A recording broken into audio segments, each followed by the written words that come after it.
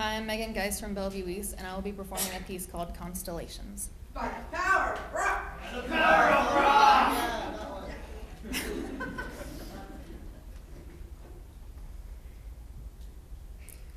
When I first asked my mother how she and my dad first started talking, she said, "It all began with constellations."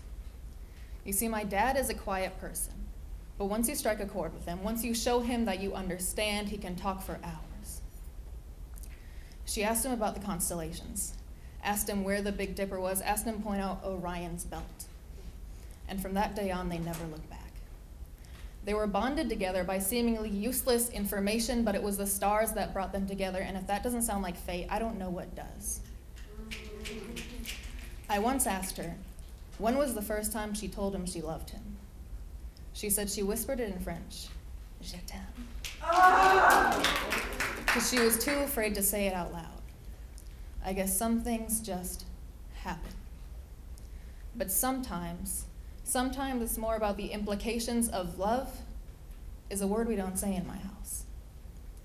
Unless I'm talking to the assortment of house pets, I don't say I love you because it seems children learn by example. My parents don't say it because they are afraid I will use it against them. But every time my mother says, "Are you sure you don't need another jacket?" When my father pretends to listen when I'm talking to him, the "I love you" is implied. The first and only time I ever told my mother I hated her, she immediately responded with, "Yeah, I'm sure you do." But I'm not going to pretend I didn't hear her crying later. I'm not going to pretend I didn't cry too. And it frustrates me that I can tell my mother I hate her, but I'm not brave enough to say I love you, and the honest truth is I wish I was. The honest truth is I cannot stop thinking about constellations, about the implications of love, about the way we mean what we say, but we never say what we mean.